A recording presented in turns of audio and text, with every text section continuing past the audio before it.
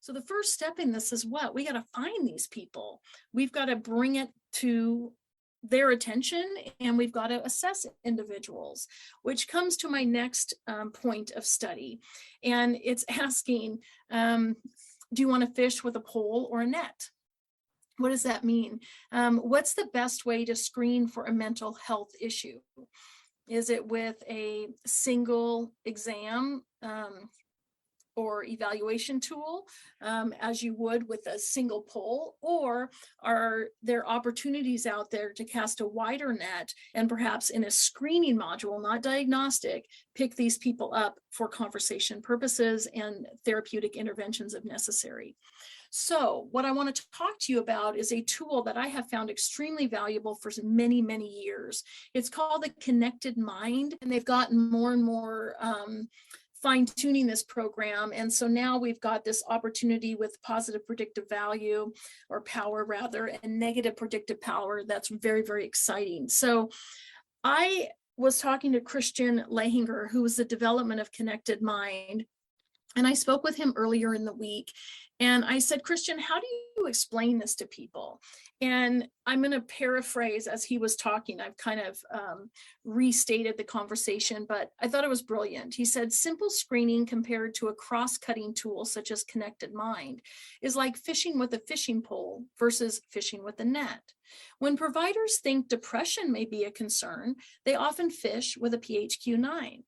Or for anxiety, they fish with a GAD-7 scoring tool. The issue is that mental health is a spectrum, and it is almost impossible to know what someone is dealing with in a brief conversation or just by looking at the patient. That is why Connected Mind was designed to fish with a net. He goes on to say that the Connected Mind fast check evaluates for the most 6 common mental health conditions that are affecting patients, often at the same time. This makes it much more likely that we catch what is going on with the patient. So I thought that was a nice description from Christian.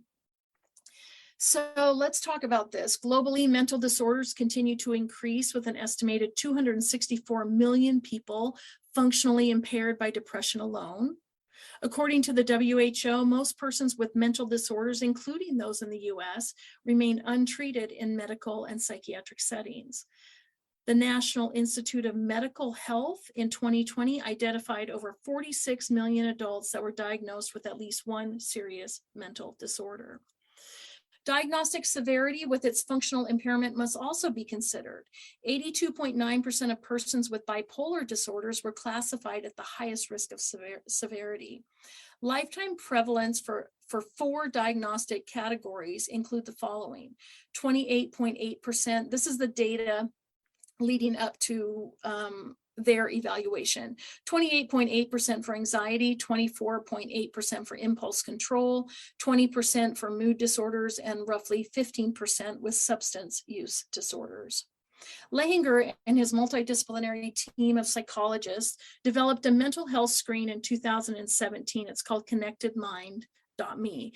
The CMFC, the fast check score, assesses 6 common mental disorders frequently found in primary care: major depression disorders, anxiety disorders, focusing on generalized anxiety disorder, bipolar, attention deficit and hyperactivity disorders, somatic symptom disorders, and substance and alcohol use disorders, which I actually really appreciate because people are dealing with coping mechanisms of all sorts during this pandemic. So I think to have a formal assessment tool in that area is very helpful as well.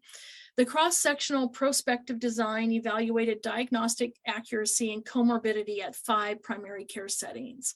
As an index test, the effectiveness of this screening tool was compared with standard assessment modules in identifying common mental disorders, and it was tested against kind of the gold standard, the SCID-RV diagnosis, as the reference standard.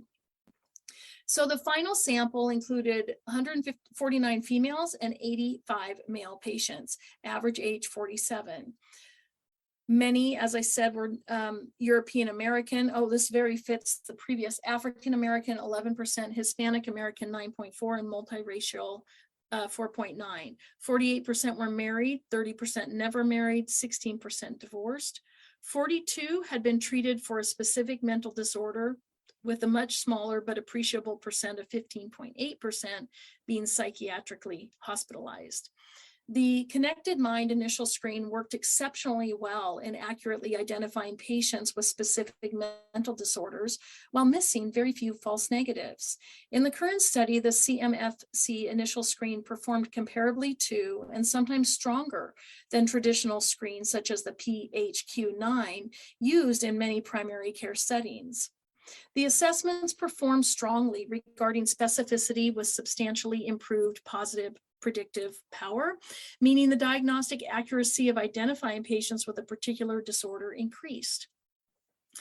This one I think is really good because what we want, a test is as good as its negative predictive power, meaning if it says you're fine, you're really fine.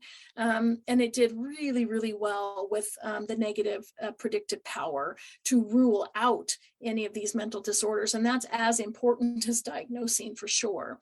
The Connected Mind suicide screen, I want to bring this to everyone's attention as well, proved effective at identifying patients with varying degrees of suicide ideation. The inclusion of suicide risk assessment can be critically important to early and effective management.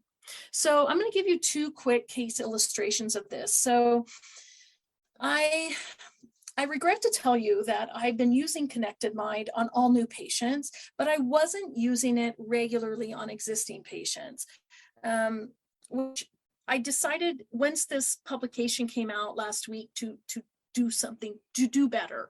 So I've been using this to screen as a screening tool for several years on all new patients to evaluate for the root cause of psychosocial health. Last week, considering the previous data discussed, I decided to begin using it on all patients, not just because of the Connected Mind, but the data showing the amount of increased depression and anxiety post-pandemic. So as of last week on Monday, I started 11/2/2021. So I see patients on the hour 8, 9, 10, 11, 1, 2, 3, 4, 5. And I went in gung ho, and my first patient, my very first patient at 8 a.m., 67-year-old female in for her quarterly visit at 8 a.m. on 11/2/21. Nancy has children and grandchildren that live in Europe that she has not been able to see for almost 2 years. Due to the pandemic. I've worked with Nancy for approximately 15 years, and she usually visits her family every 6 months at minimum. I noticed that Nancy had more of a flat affect the day she came in, which really isn't like her. I asked her how she was feeling, and at first she said, "I don't know, I'm just tired." And then with further prodding, she basically admitted she really missed the kids. And I asked her if she was experiencing any depression, and she said, "No, I'm not depressed at all." But I had her do a Connected Mind quick screen, letting her know that my intent was to run this screen annually or sooner as necessary for everybody. So she wasn't the only one. And she, I want to repeat, had no history of depression and anxiety. I'm going to show you her score. So she demonstrated severe depression, severe anxiety as well. I think it surprised her a little bit. The test specifically asked, do you have any of these particular feelings in the previous 2 weeks? That's how they do it. And it has some AI built in where it will, feed different questions if more investigation needs to occur. But basically, it validated that indeed she was dealing with depression and anxiety. So we had a nice conversation about that. And I asked her permission to send a letter along with this screen to her primary care provider and ask for help.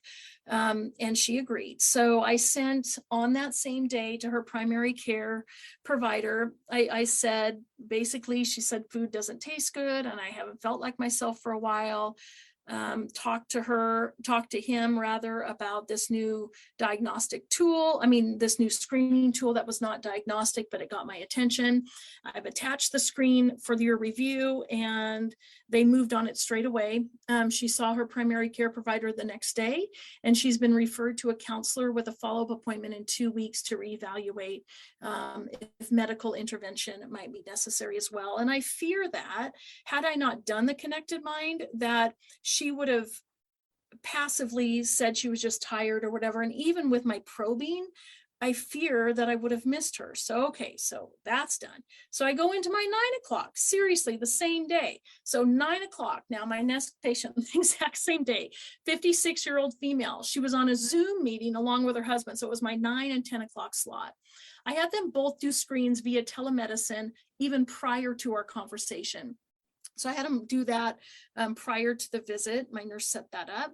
Our focus of the meeting became her emotional health. And upon further investigation, because I had these results, I learned that she had lost her mom in August and her best friend just 1 week ago. And she was actually extremely distraught. The screen picked up that her depression might be triggered by, if you look down here at the bottom, that it might have been triggered by life events or bereavement. So indicating that this might be a situational factor, and really validated that, yes, indeed, it did tell me and validated for her that she was struggling due to her life situation. We discussed the importance of recognizing her current state of mind and called her primary care. And she was set up with bereavement counseling immediately. So I felt good about that. Now, I will tell you, that was my 8 and my 9 o'clock. Fortunately, the connected mind screens for the rest of the day did not show any areas of concern. So I was a little bit gun shy when I went into my, after I saw her and her husband at 9 and 10, to go into my 11 o'clock. But fortunately, from that point forward, at least on that day, things were easier on that regard. Okay, so what's the takeaway? If you want to try this, go to connectedmind.me and request a demo. Psychosocial health is a root cause of cardiovascular disease. This test is reimbursable with insurance companies if your office is contracted with insurance companies. So you can make it a billable test. It's reliable, effective screening as a tool to use in all settings. That's really important. While interviewing and discussion is always the best, objectifying the situation so that follow-up evaluation can be performed is helpful, both for the patient and the clinician. So I do plan to do this with them both at their next meeting, knowing that they're now in counseling. Fish with a net when screening for mental health issues. Join the movement at connectedmind.me. Help us to save and improve lives, one person at a time.